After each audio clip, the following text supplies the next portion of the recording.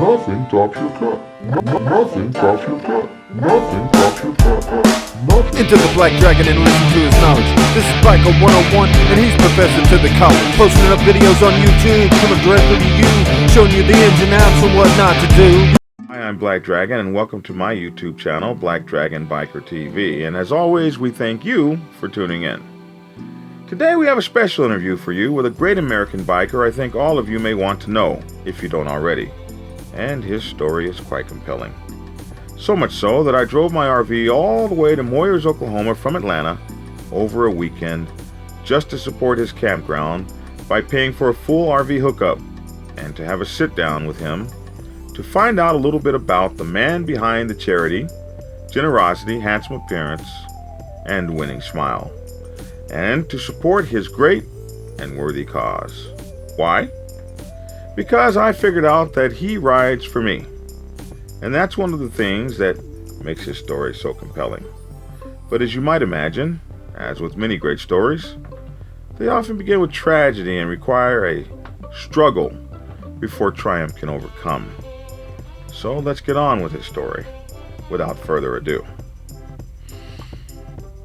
What happens when you are living a highly successful life as a businessman and MMA promoter, enjoying the world and hanging out with great friends while taking in the best of things, loving animals and enjoying the passions of life, and suddenly everything you thought you knew, loved, and enjoyed came to an abrupt end one night when you returned home from a business trip, only to find the love of your life, your wife, not home, and worse, to discover that she was in the arms of another man, giving all you thought was yours away.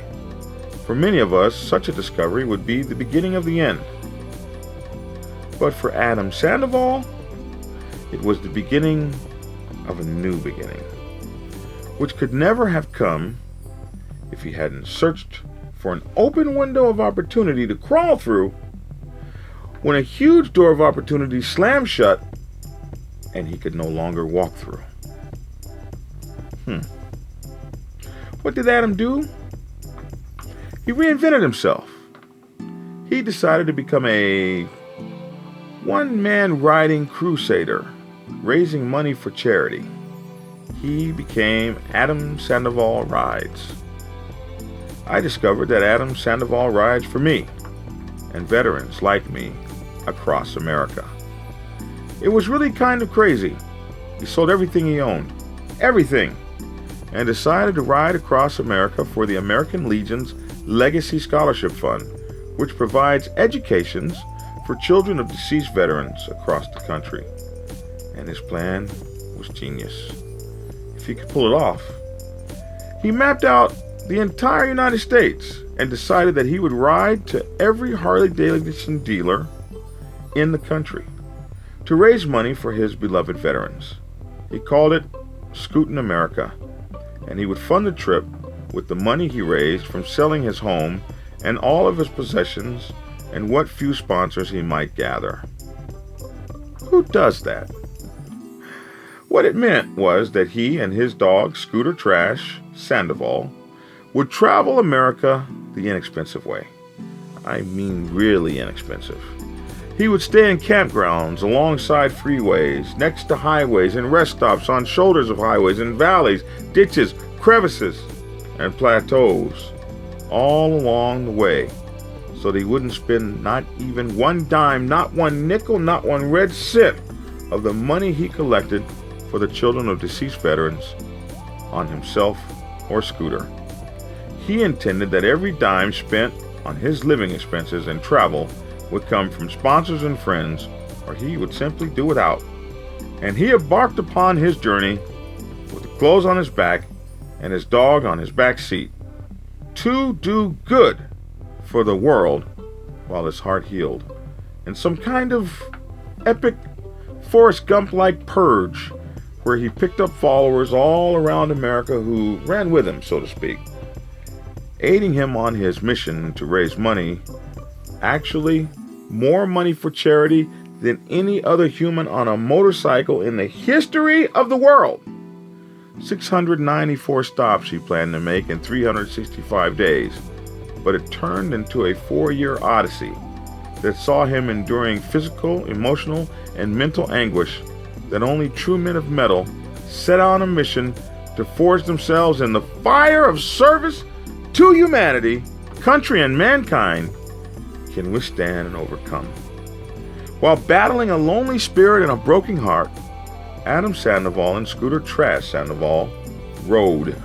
One man and a dog, but picked up so many friends, fans, admirers, believers, and supporters all over this country that his name slowly became legendary among the circles of vets and bikes who knew of his good works and gigantic heart. And how unbelievably hard he rode. No fair weather rider here, friends. And during his tour, tragedy struck him as he and Scooter were struck head-on by a texting driver. He nearly lost his life and almost had his leg amputated. And when he couldn't ride anymore, he started a GoFundMe page. Not for himself, but for the veterans he had sworn to serve. He decided that he would raise enough money to give a veteran a free Harley Davidson. And he determined that he would do this until he could ride again. And what happened? He gave that veteran a free Harley, and lo and behold, Harley Davidson came to him and said, "Let's do this some more." And so he recuperated and went on to give one bike away every few weeks. But it didn't stop there. Recently, Adam fulfilled yet another dream and bought a campground where he could serve even more veterans and bikers. I wanted a campground where I could share stories and meet bikers to make new friends, and I also wanted some land that I could donate to veterans so that they could come and camp out for free and enjoy themselves, said Adam. And how did things turn out for Adam? In the end, well, he got that land, he funded his charities, and in the end, he got the pretty girl. I got to spend some time with both of them, and Ashley seems to share the same values and virtues as does Adam. Adam said in his book, Inside My Helmet, "If you did not serve in your military, find time to serve those who did." By serving others, Adam Sandoval and his dog, Scooter Trash, accomplished so many of their dreams. Well, I'm here. It's been amazing. Been riding. We've gone through rain and we've been tired, and a long drive is a long drive, but I finally gotten to this place that was formerly known as the K River Campground in a place called Moyer, Oklahoma. It's special to me because I'm from Oklahoma. Just to be back home is something amazing, but I'm here for a reason, and that is to interview a guy that many of you know by the name of Adam Sandoval. What's going on, man? It's good to meet you, man. Man, pleasure's mine. I've been watching you online for too long. No, man, yeah, I've been watching you. It's crazy. It's crazy. You guys who are my fans that don't know Adam Sandoval, he's got over 60,000 viewers now, subscribers now. He's been doing this a year? YouTube about a year, but I've been, doing the social media thing about 4 years. About 4 years with social media. We are now at his place, and this guy's story is compelling. He sold everything he had. How long ago? 4 years ago, 2014. He sold everything he had to go on the road and give motorcycles to veterans. Yeah. And were you a veteran? No, never served, man.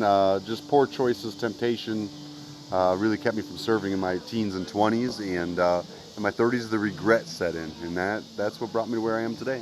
And this guy has a compelling story. He's an ex-MMA fighter, so I'm not going to make him mad. I'm a little bit old. I don't want to get beat up out here. Me too. But he's an ex-MMA fighter. He's traveled all over the country, ridden rain, sleet, or snow. His story is compelling, and that's what brought me here. I wanted to find out about who he was. And when I saw his video talking about the campground, this guy bought a campground. And with this campground, he's still going to do an outreach to help veterans. Yes, sir. He still wants to build places for veterans to fish, and he wants to build places for veterans to be able to have wheelchair access. Absolutely. and take care of mental problems or things that have arisen. Man. PTSD. The ugly thing is plaguing our country. Well, and the reason that it touches me is because some of these things are plaguing me. I am a disabled veteran, and I've been through many of these things. Navy, right? Yes, Navy. I have the dolphins right there on the front of my rig. What's going on? Yeah. That's all right, man. And so we're here on this property. 35 acres, is it? Yeah, 40, just under 40. 40 acres, and you get this beautiful spot. Yeah. And we're going to go see it. We're going to spend some time. We're going to look at it, and we're going to talk to Adam and find out about him and why he does what he does and what it means to him. But we're also going to talk about something cool, and that's about him as a biker. Oh, yes. What you do as a biker and what brings you in this as a biker. Amen. and some of that. So we thank you guys for tuning in. And Adam Sandoval, how do we get to your channel? How do we find you? I'm Adam Sandoval Rides on YouTube and Instagram, and on Facebook it's my old school. You know, they won't let me change it, man. It's still my old school name, which is Scootin' America. SCOOTIN America, all one word. Scootin' America. And how do we get to your campground? Well, my campground's Moyers, Oklahoma. It's right outside of Antlers. And if you look up www.adamsandovalrides.com, you find all the links you need. And I've got my rig here. Yeah, it's a nice rig. My rig is right here, and it's got full hookups, and we're hooked up and everything. So we're going to talk more about that, but and the be real. But right now, we're going to go look at the property before it gets dark. Let's take a look. Let's take a look.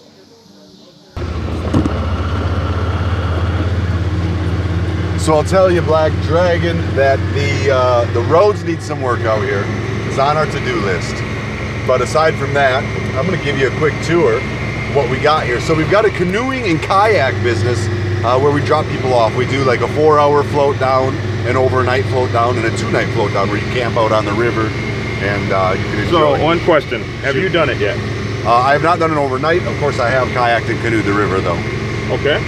Yeah, I'm still new. I've only been here 2 months. I'm just asking. I'm not trying to start anything. Yeah, no. I'm just giving you the story. I'm just admitting. I'm still new. Now behind me there, you see my lovely Miss Ashley. Hello. She is. Hi, Ashley. She's my rock. She's what that keeps me grounded. Yes, I have one. We all have to have That's right. our rocks. So this is my manager's house here. It's head maintenance guy's house. He kind of oversees the property and the maintenance of the property. So as you can see, we're having a little party here, a little pre-Sturgis party. We got a few bikes rolled in. We got a little taco food truck going on. Oh, she had great tacos. Oh man, good tacos. All right. So a girl on 2 wheels put this together. Yeah, she kind of runs my social media, my marketing, and so she helps me out. We're just kind of doing a little camp get together. We just built this new stage here. So you literally built the stage in a day or 2. 2 days, yeah. Me and my buddy built it over 2 days. And what's the name of the band? This is 88,000. They're a good little country, local, red dirt kind of band. And lives cool life in a burning ride with a warm embrace. That's all the river down there, the river frontage. People just camping out, having a good time, man. Down here, it's kind of lawless country. You don't really worry about too much. Not too much government involved or anything like that. We just have a good time and let people cut loose. No, this is Oklahoma. Oh, those are the goats I heard about. Those are our goats. We named them after the movie Tombstone. So we got Johnny Ringo and Doc Holliday. Johnny Ringo. I'm your Huckleberry. That's right, man. That's right. So, what's it like to wake up here every morning? You know, surreal. When I was traveling the country and staying at other people's places like this, I always said one day I'm gonna have one, and now I do. So, you've wanted one of these for a while? Yeah, man, absolutely. Especially when I started traveling my motorcycle full time, I started saying, you know what, I need to get my own campground one day where I can sit down and share time with bikers, but still have a bed to wake up to every morning. Now this is the pond, right? That's my pond, man. Yeah, my ducks love it. Here they come right here. Are these ducks or chickens? Those are ducks. Those are Muscovy ducks. Muscovy ducks. Yeah.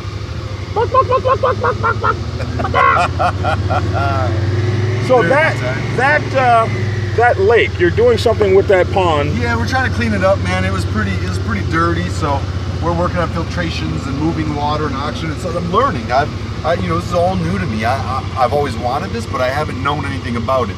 So it's totally a learning curve for me, and it's been a lot of fun to learn. You know, it just goes to show that, you know, you can always find a new hobby, a new adventure, something new to sink your teeth into, and just start sucking up that knowledge. And that's what we've been doing here. So you're gonna do some more stuff for vets here. Yeah, I'll take you over and show you the vets area. Let's warp over there real quick. And we have arrived to my veterans area. So this is all, hey, how's it going, guys? This is an area that I think is the most beautiful section of my entire property. And it overlooks the river. It's beautifully shaded. And I donated that cabin and all this land to veterans. So any veterans can come here anytime and camp 100% for free. And anybody else who stays with us and actually rents the site helps pay for this. And it's free, man. Veterans come here just to unwind. So how long do they get to stay? So we're doing like a 2 or a 3 day. We haven't really hammered everything out. It's still very new. But we're doing like a 2 or a 3 day. That way we got to turn over and, you know, more veterans can come in. For 2 or 3 days, come down, spend a long weekend, enjoy the land, and unwind, get around. You know, look at all these people here, having a good time, enjoying life. You know, this is the freedom that our veterans fight for. And I just wanted a piece of land where people could come and experience that freedom. You know, these guys all came up from the Dallas area. They're a bunch of Dyna boys. You know how they are, and just, I mean, you got every mix of person you could possibly imagine. And they're having a blast. Absolutely. That there is my bus. That's Igor. It's a little schooly. I'll kind of get up here a little bit, but somebody is renting it out today. I think I heard you say that rentals were available with Igor? Yeah, people rent them out. You know, that's him. Just an old 1997 Bluebird school bus, man, converted into an RV. We love them, man. And you can find that, you know, walkthroughs and stuff on my channel.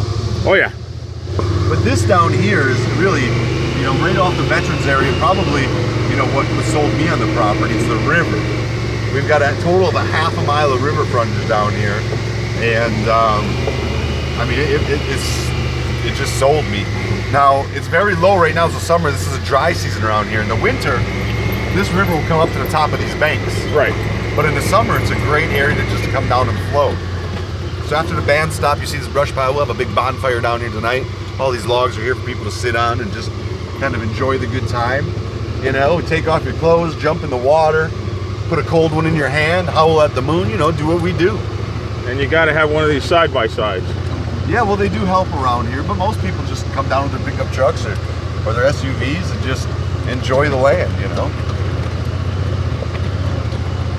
It's an honor to have you down here. I tell you, I've been following your channels and stuff, so to be able to share this with you and your audience is really special for me. So I appreciate you taking the time to come visit me. I want you to know the pleasure is mine and the honor is mine, and it's just so really cool to hang out with another YouTuber. It's a different lifestyle, isn't it? Yeah, to someone that actually kind of knows what you go through, and it's just like cool. It's like being on safari. We're riding through the, you know, we're going through the thing here, and like, I mean, all we need is some lions and tigers, and that's it. Yeah. This is so cool. So people come down here with their pickup trucks or four-wheelers or side-by-sides. They play in the river. Right off my land, we've got about 20,000 acres of four-wheeler trails, ATV trails, where people can go and just get lost. It's a lot of fun. And then you'll see, so this is all my property here too. It's still undeveloped. And then you'll see some white rocks way down there. I don't know if you'll pick them up there with your camera. But those white rocks way down there, that's kind of where our property line ends. It's beautiful. How deep is it? How deep is your... Over here to get to be about 6 feet, 7 feet right now. So it's great for just floating in and getting a cooler and playing some music and having fun, which we'll do after the band stops tonight. Now, what's the name of this lake? This is a river. Rather. It's the Comishi River.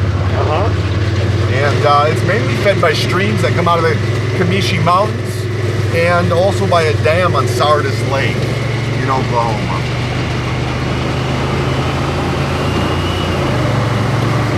Oh, this is a real treat. We're whitewater river rafting in a side-by-side. That's right. I'll take you down and show you the other end of our property. We've on the back of the stage. I gotta get me one of those stabilizer things. Yeah. Well, that's all right. They're rocks. People can see that. It's all rock bottom river, so there's no mud. That's right. You know, and it's warm water, so it's never cold. It never freezes you out. This is eastern Oklahoma, friends. Yes, which is the hilly part of Oklahoma. Right. I think I would come do this every day. I do. Yeah. Yeah, I think I'd get up in the morning and just come do this. Yeah, sometimes it's nice to just come down here and unwind. So that's kind of the back of the campground there.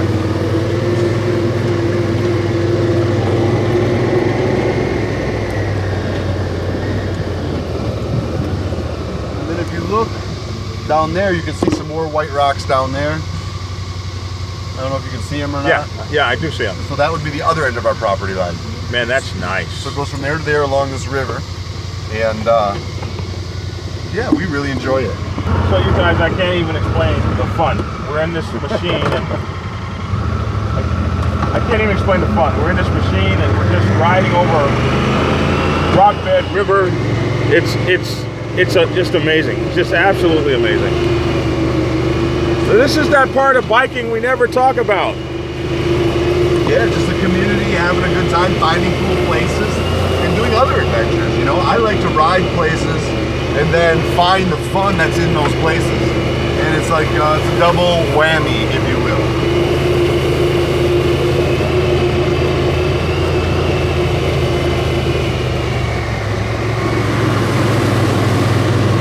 You ever get stuck?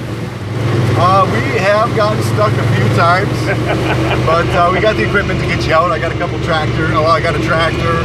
We got a bulldozer on property. We got a couple of these side-by-sides with winches, so we can always get you out if you get stuck. So what are your long-term plans for the camp? Man, just a place for bikers to come and unwind, man. A lot of rallies, a lot of parties, a lot of just good times. Now, I gotta tell you, with as late as it's getting right now, I do have to make one stop at the stage. Sure. And I gotta kind of present something to somebody. Oh, that'll be cool. But you don't mind if I make a stop and do that? No, I'd like to see that. I am very proud. Love my daddy's name. With all his kind of music, it might be exactly the same. Yeah. Well, stop and think it over. Put yourself in my unique position. If I get stoned and sing all night long, it's a family tradition. Help me out again. Now, neighbor knows that. Why do you drink? Get drunk. Why do you roll smoke? Get high. And why must you live out the song that you wrote? Well, over and over, everybody made my prediction. If I get drunk and sing all night long, you know it's just a family tradition. Lordy, I have loved some ladies, I have loved Jim Beam, but they both tried to kill me back in 1973. Yeah. When the doctor asked me, said somehow you get in this position, I said I had some bones and just to carry it home, an old family tradition. Here we go. Yeah, and they wanna know, hey, why do you drink? Why do you roll smoke? Why must you live out the song that you wrote? Over and over, put yourself in the unique position. If I get stoned, sing all night long, it's a family tradition. Said if I get stoned, sing all night long, it's a family tradition.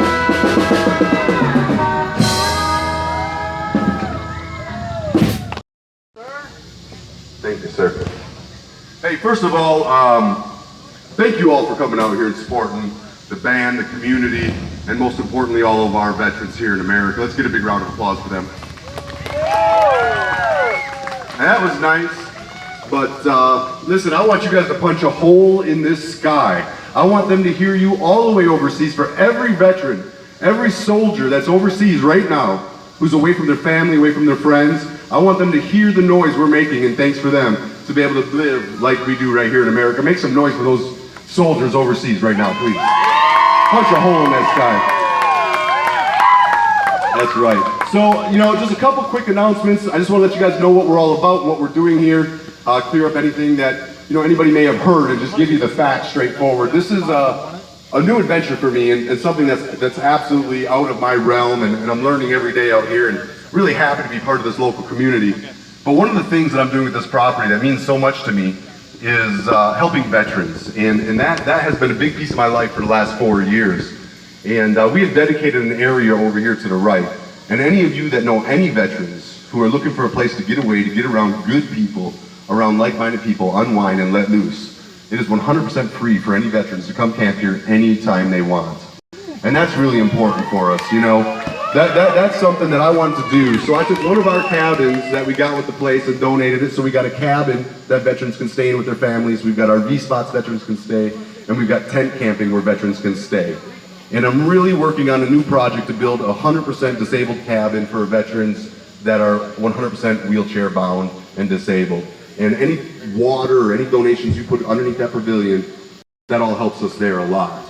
So thank you all for coming out and supporting this, and I hope to do a lot more events like this, and you know, I hope to keep them free and just keep the community together, having a good time, remembering how lucky we all are to have this beautiful country at our disposal. So thank you for that very much. I do have a special guest in the house today. You know, I spend a lot of time on the road, and you know, sometimes I was out in the cold, and every once in a while somebody would mount up and ride with me through, you know, extreme cold weather.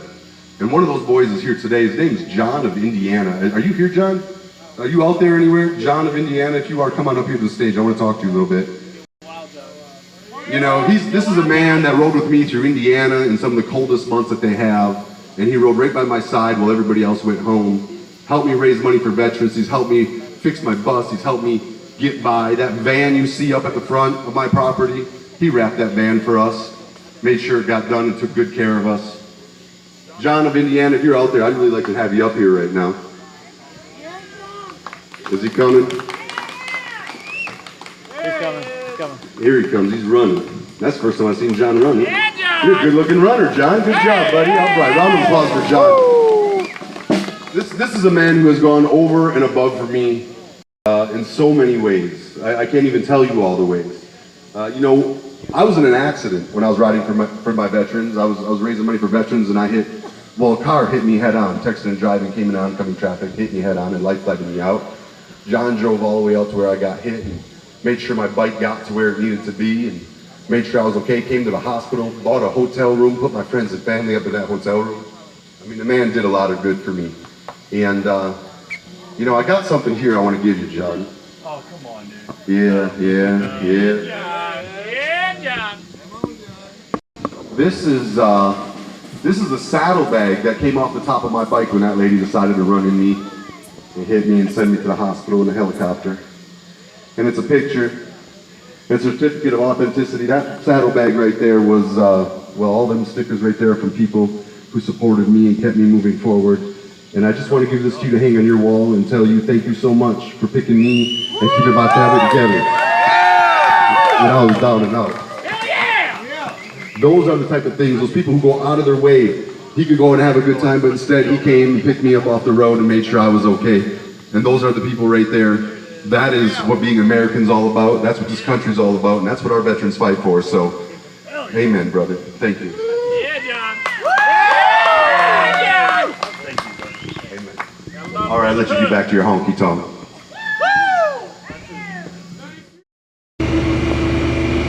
So let me ask you this. It's late at night, the sun's gone down. Yeah, buddy. You're rolling on your property. Yeah, you think that's something? How does it feel to have all these people following something that just started out as a heartfelt thing for you to do. Now all these people are following, pitching in, offering money, donations. What's that feel like? It's humbling, man. It's very humbling. It keeps me grounded because I know that I have expectations and I need to live up to them. And I'm grateful that people are helping me accomplish my dreams. I feel like, but I can only make that difference if people support me, you know? So to have people that support me is just, it allows me to service my regret, you know? I said I went on this trip and did this with charity because I regretted not serving. And the only reason I'm able to put this regret to bed is because people support me in what I'm doing. And that's what you just can't replace, but you know? That's what's different.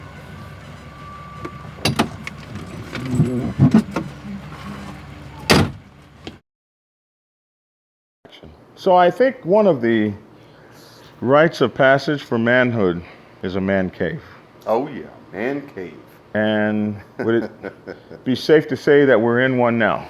I mean, we're in one in progress. Okay. Yeah, we're in one in progress. One in progress. One in progress. So what are elements to having a good man cave? Oh man, I mean, you got to have music. Yeah. Alexa, play John Lee Hooker. Motorcycles. You got to have a pool table. Pool table check. You got to have cool posters on the walls. Well, we don't have. Well, that one's pretty dang cool, man. Sturgis or bust. My buddy McAgart drew that. It's me and Scooter on our way to Sturgis. Scooter's got kind of the map. We're skeletons. It's a cool one. Most man caves don't have your gear up on them. Got some merch. Got to Got have some merch. Got some merch. Yeah. Some basketballs and stuff over there, footballs and Kids stuff. like to play, you know. It's campground still. You got a refrigerator, You know, there's beer inside that. and you got a sink, running water, Yep. and a microwave, Yes, sir. and you've got a bar. And you got good friends And handing you you got good bottles friends of handing you bottles of Canadian Hooker. Hunter. Hunter. Canadian Hunter. Pardon me. You don't mind, do you? I don't mind. This doesn't turn your channel off? No, we don't curse, but we can drink. I don't drink, but It's okay. I just had a little nip. sounds good. And you've got some old motorcycles. We do have, well, 2 old motorcycles, absolutely. Honda Trail 70. Now this was actually my this isn't the bike, but this is the model of the very first motorcycle that I ever owned. When I was a little kid, I had one of these. And mine was a Trail 50. Was it really? Yeah. Man. Honda Trail 50. Yeah, it's amazing how big the community is that you know has nostalgia with these little motorcycles. So this, But that's a big motorcycle. yeah. I don't remember my Trail 50 being that big. I don't know the Trail 50. But this was a gift to me, man. A camper came in with 3 of these in the back of his truck, and he gave them to me. Now they need some work, and they're not in tip-top pristine condition, but this is history. This started a lot of people in a passion that they live till the day they die. So, what does this mean to you? What is this guy? I saw you put him in.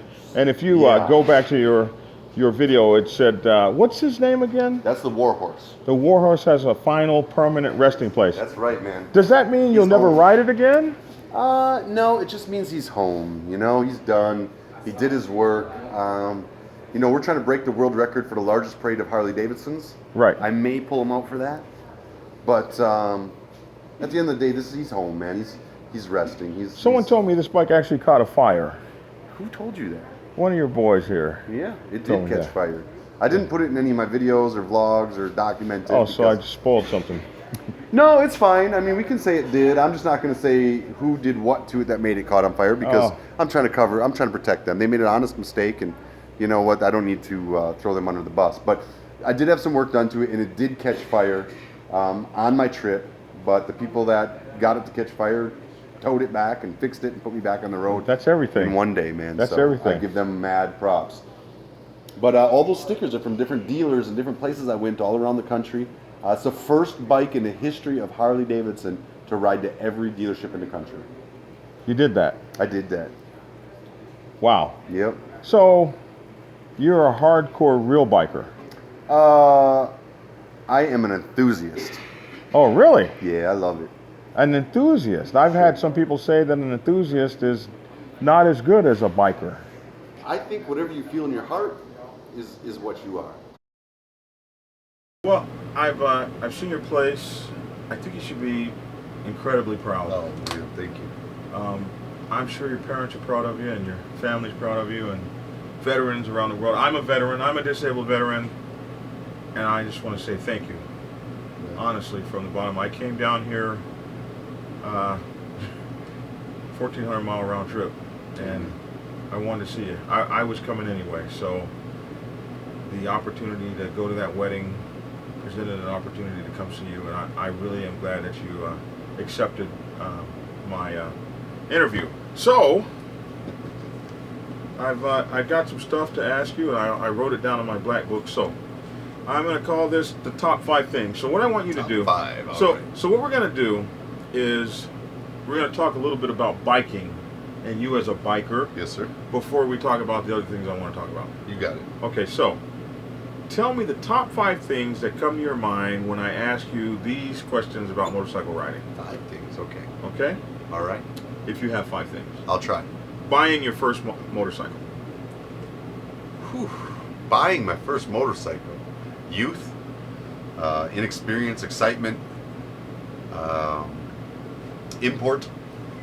Import. It was an import. Metric. Metric. It was metric. And adrenaline, man. Adrenaline. Okay. What advice would you give someone buying their first motorcycle?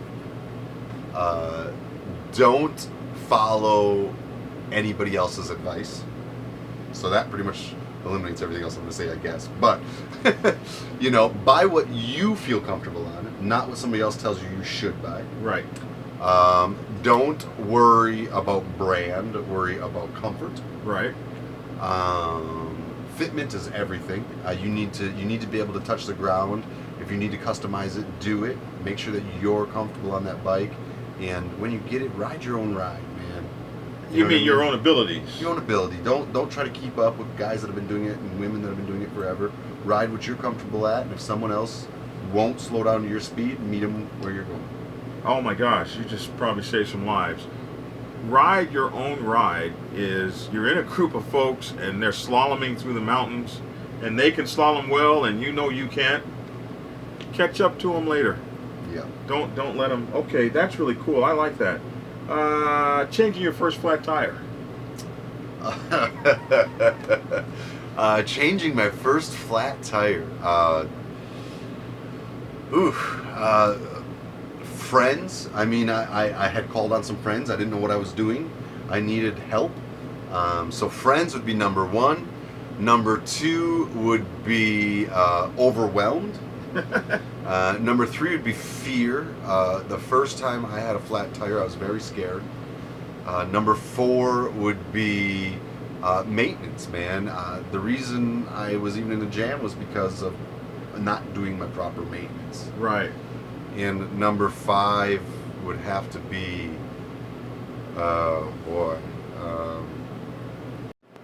grit is the number 1 thing, man, that comes to my mind. Like, just not giving up.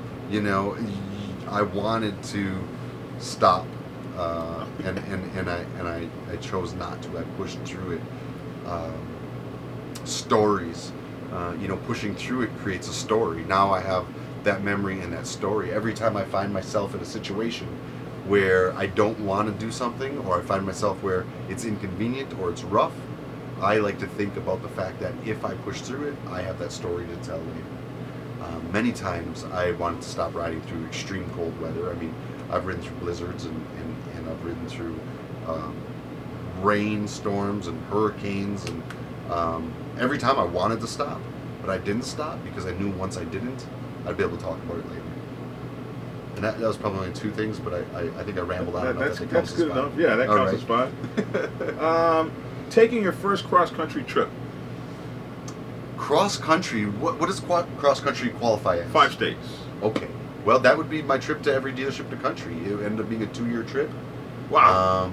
It was 88,000 miles. Holy moly. And it brought me coast to coast 14 times and north to south 9. prior to leaving on a mission to hit every Harley Davidson dealership in America, my longest trip was about 11 hours, and it was for a funeral, and it only brought me to 2 states. So are all those dealerships still open and running? Do you know? 99% of them. Okay.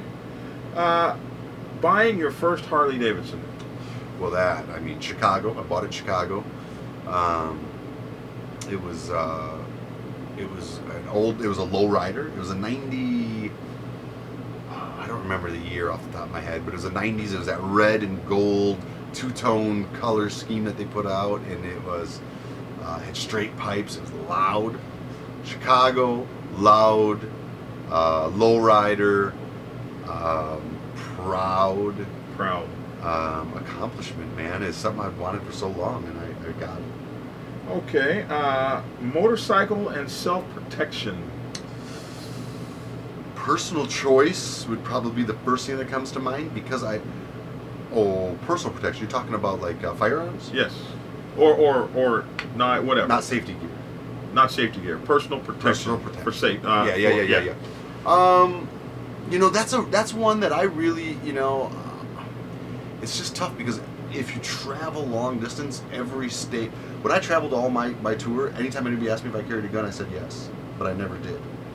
Not because I'm against guns, I'm 100% for it, but because every state has different rules and different laws, and I was jogging in and out of states so fast. One day I might be in 3 states, bouncing up a border, hitting dealers. I didn't want to get caught up.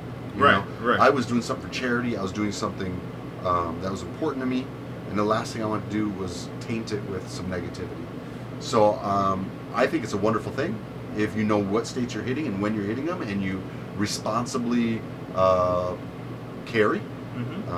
But for me, on my tour, it was just so random that I didn't feel comfortable doing it. So I told everybody I had a gun, but I really didn't. Taking your dog when you ride cross country. Love, man. I mean, that is as my dog walks past. Yeah. I mean, I had to look at him, because love, companionship. The coolest thing was riding that 88,000 mile trip with my best friend on the back. He was there with me. We rode through some miserable stuff together, and he was always in it with me, man. And that is the companionship you get from a dog. Unconditional love. And that's something that I strive to have everywhere in my life.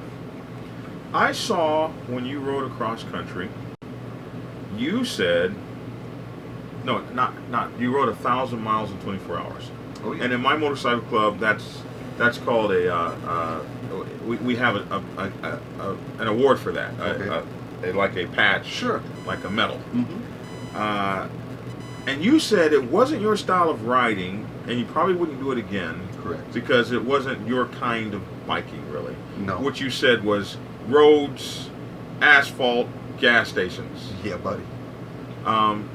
I think that as a biker, someone who bikes, I absolutely understood that. Yeah. But as someone who's in a national motorcycle club, Sure. with chapters across the country, Yeah. for me, that is how you get from point to point. Sure. You know what I mean? Mm-hmm. And for me, a compare and contrast to the difference between a biker and a motorcycle club biker. Mm-hmm. Because if I have a chapter in Colorado Springs and I'm in Atlanta and I got to be at work Monday, Friday I'm going to ride 1,000 or 1,500 miles a day, and so we use that as kind of like a bragging right. Sure. Whereas to you, it's like, So, what do you think about that? I did it. It was, I think I was around 1,150 miles. I think that's what it ended up being, somewhere in there. I think it was just over 1,100 miles. And it was the first time I've ever ridden that many miles. And it was just, it was, I can see, like, if you need to get somewhere, you got to do it. I mean, that's a job. That's a requirement out of your situation. But for me, it just wasn't enjoyable. I found it more difficult to ride 700 miles a day for 45 days straight. Oh, yeah. Okay, that to me was more difficult than running that 1,500 miles. I mean, I did it. I was able to do it. I could do it tonight if we needed to. But I just, I didn't enjoy it. I didn't have fun with it. 700 miles a day for 45 days. That's real. Yeah, man, that's tough to me. Yeah, you got to be. Yeah. But it's tough to run 1,100 miles or 1,500 miles. I've never done it. So I can't speak to that. That is an endurance. I think there becomes a point of probably safety in there somewhere. When you're running that hard and that many hours, you got to be running pretty high speeds, and I mean the guys that do it and do it over and over and over, man, my hat's off to them. But I'd rather find a way to take a couple days and enjoy it. What was your most terrifying experience while camping out?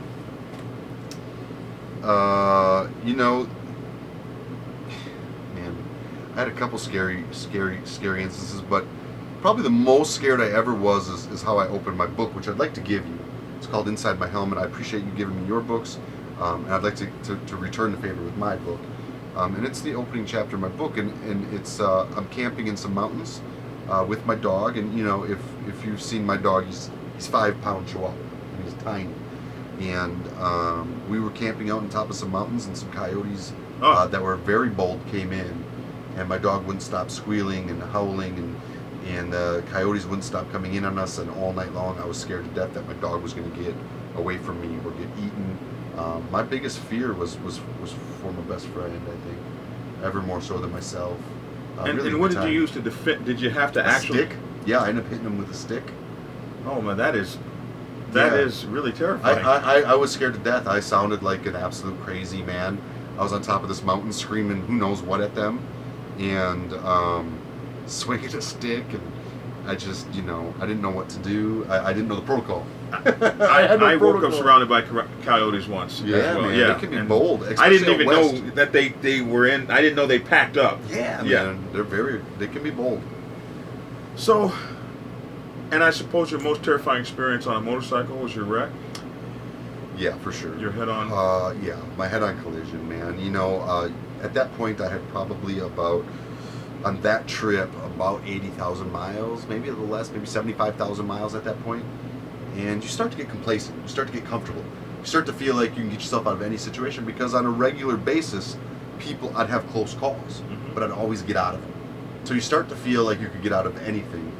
And that moment you find yourself in a situation that there is no out, it humbles you real quick.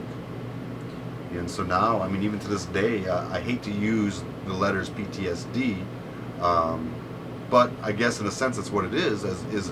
I had a traumatic moment, and to this day, every time I see a car hug that yellow line, my stomach drops. And I bet. Yeah. And but I can't stop from riding. No. You know what I mean? But you're still a new sense of awareness. New sense of awareness. You never had before. New sense of mortality. Yes. I'm not that. When I was 25, buddy, I'm telling you, when you couldn't convince me I could be beat down. And now, sometimes I just wonder how I'm going to get up in the morning. So. So, what made you? Okay, so we've said this. You wanted to help veterans because a sense of regret that you didn't serve. Mm-hmm. And so we learn about you that you decided one day, maybe over a course of days or something, that you would just, I mean, who does this? Who sells all their earthly possessions? I know, I hear that a lot. I tell you, it is, you're right, man. And sometimes I look back at it and I feel the same way, you just said it. What happened? But at the end of the day, man, I was at a place in my life, and I was at an age in my life where it was like, do it or don't. The reality of the moment I decided to do it, my father, we all look up to our fathers, right, in some way. And my father's a quadriplegic. He was in a car accident, broke his neck, can't use his arms or legs. And I was at a family reunion, and I had just gone through a divorce, and I went to my dad and said, Dad, I'm thinking about doing this. I'm thinking about selling everything I own, putting it in my gas tank to go raise money to help veterans. And I thought for sure, man, my dad was a cowboy hat wearing, boot wearing, hard working, you just you put your nose to the grindstone and you get through it kind of guy, and you build a future. And I thought for sure he was going to tell me not to do it. And when I told him, he looked at me and he said, "Son, if you don't do that, you are a complete idiot." And how do you feel now? Oh, man, I feel accomplished. I feel like I did something. I feel like I made a difference. You know, the money I raised is a wonderful thing, and I think that's great.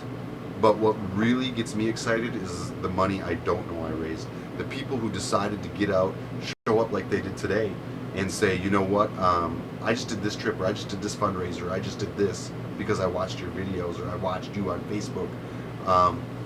That there's money there, a trickle-down effect that I'll never know how much it is, and that is what keeps me really feeling content, is knowing that, you know, I'm maybe helping people make a difference. Are you a role model? No. No? I don't think so. I think I'm an example. Okay. I'm an example. I'm something you can look at, and you can take what you like and leave what you don't. I'm not perfect. I make mistakes. I'm stubborn, and I have flaws all up and down me. But I have accomplishments too, and I have things that I've done right. And I think that hopefully I can be an example for somebody, a piece of the pie. I think you're a role model, and I'll tell you one reason why. Okay. I've had 3 guys tell me, and 1 guy on a phone. That guy always keeps his word. Yes, sir. That's important to me. I've had 3 guys tell me that, 2 in person and 1 guy on a phone. Yes, sir. One of the guys that told me that here in this camp. To me, if you can die, I was told by a friend that his grandfather said, if you can count 5 friends on one hand when you die a lucky person. I heard that. Is that something you think you could do? I think so. Well, you know, I feel great. I think this was an incredible interview, and I'm so glad that my folks that subscribe to me get a chance to be exposed to who Adam Sandoval is and his wonderful camp. It used to be called K River, and I suppose they're going to get around to calling it Scootin' America RV camp? RV camp, River Resort. We're still playing with it. And but it's going to be Scootin' America. Yeah. And right now you find it under K River, and you know the instructions bring you right here. Dude, coming here from Arkansas, yeah, there was like no gas stations. I ran this. Oh, come on! How many gallons does this thing carry? It got me here, and I was really happy. Right. 4.5 hours of rolling, yeah, and there was not a gas station to be seen. Which way did you come? I came from Little Rock. Oh yeah. By some old, sure. So many streets, roads, but it was an amazing journey through. And this is a ride. You got to ride here, and good ride. And I'm talking about old town Oklahoma stuff. 1-horse towns. This is what I grew up with. Rolling acres, cattle farms, wheat farms. It's beautiful, absolutely amazing getting here. Now, do you take help or donations or anything like that? You know, not personally. You know, there were times where I did a lot, but right now I pretty much operate off of sponsorships from companies. Well, I mean for the camp. I have a veterans area. Okay. That's free to veterans, and we do allow people to contribute to that any way they want, to help us upgrade and keep it up and keep it going. Because I took that piece of land and I donated it, and it will forever be free. So, but there is expenses to keep it going and to upgrade it and to keep it up. And so anybody that wants to come and help, sometimes guys just come and volunteer their time. Other times guys volunteer materials. Sometimes people just want to donate cash to, you know, allow me to allocate. I appreciate and accept them all. What if people want to come and help you build stuff? Are those kind of projects? Happens. I got 3 guys here right now doing the same thing. So I think that'd be a great thing for any motorcycle club, because as you guys know, I talk mostly to MCs. I think there should be a rite of passage for prospects to have to, especially military prospects and veterans clubs, to have to ride your butt prospect out to Moyers, Oklahoma, and help build something or whatever, and ride back, because this will be for veterans and people that have sacrificed for our country and are not maybe as healthy as they once were, mentally, physically, might have leg disabilities or whatever the case. There is a guy that's doing something for those people and is leading by example. This guy sold everything he had, got on a motorcycle, and went about making it happen, talking about it, being about it, more than just talk. He put his money, his finances, his future, he put all that where his mouth was. And I am very happy to have interviewed you, and thank you for your time. And that's my 2 cents. Well, the truth is, I'm just happy to have the man sitting next to me. Came all the way out here. That makes my day. So thank you very much, sir. Thank you. And thank you guys for tuning in.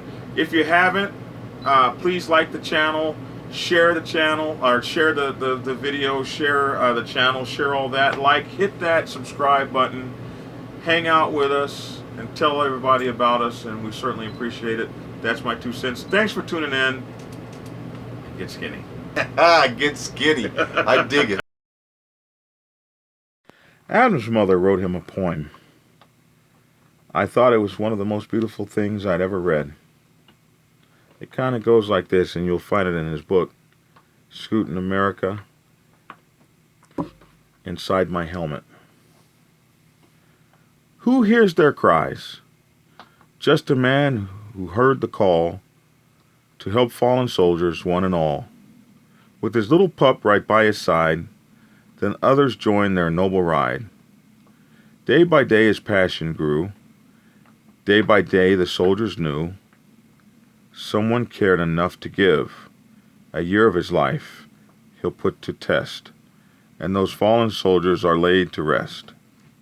Their families will know he hears their cries. The Harleys they roll one by one. A mission accomplished when day is done. His heart is big, the journey long. With our country's support, he won't go wrong. The soldiers have fought, the soldiers have died. Their families have lost. Who hears their cry? Adam Sandoval. His mother wrote that for him, and I think that it really says a lot when our parents are proud of us. So, what's next for this young man? Well, Adam Sandoval and his dog, Scooter Trash Sandoval, along with Paris Harley Davidson and the Choctaw Casino and Restaurant in Grant, Oklahoma, are attempting to break the world record for the largest parade of Harley Davidson motorcycles. It seems that Petros, Greece currently holds the record with 2,404 Harley motorcycles. Petros, Greece? Are you kidding me? Harleys are made here. So, they want you to join them on September 15th, 2018 at Paris Harley Davidson to bring it home. Meaning bringing the trophy back home, bringing the record back home to the United States of America once and for all. Now, all proceeds that are raised will be going to the Combat Veterans Motorcycle Association. And so if you see this video before September 15th and you want to give them a call to find out more information, 903-784-6392. I think it's $35 for you to attend. So if you have a Harley, and I think they want everyone who wants to ride, but they want them Harleys so they can get that record. If you have a Harley, then call them up, go check them out, ride with them from Paris, I believe that must be Paris, Texas, to Grant, Oklahoma, to get that record back home here to the United States where it belongs.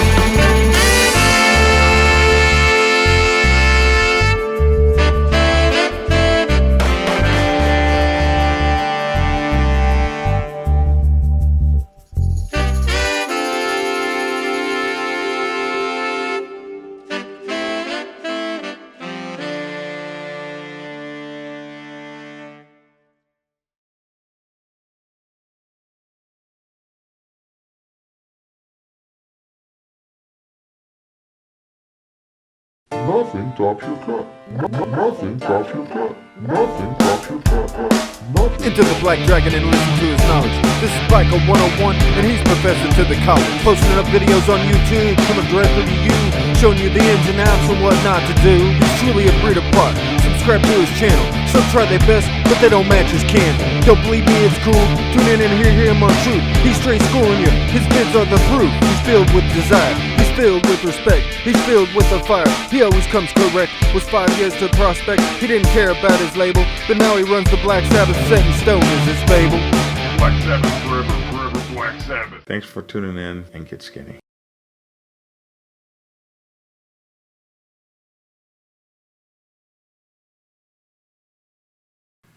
So, what's next for this young man?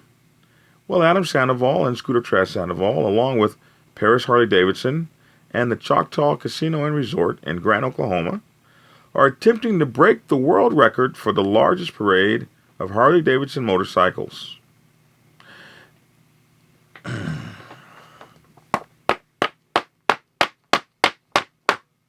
You can get all this from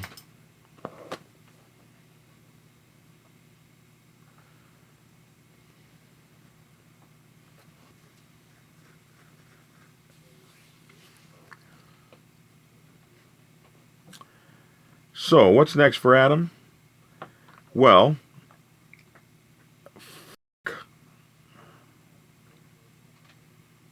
so what's next for Adam?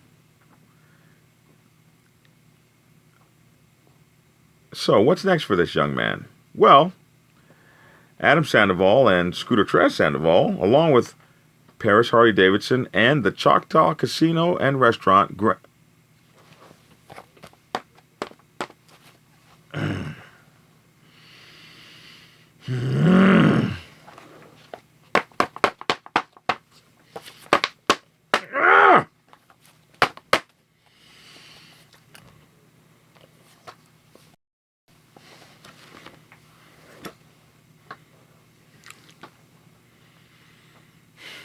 what's this, the 50th take?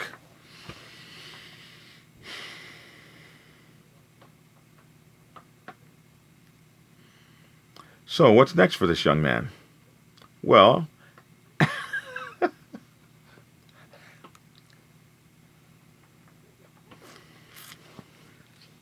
oh boy, so frustrating tonight, so frustrating. So, they want you to join them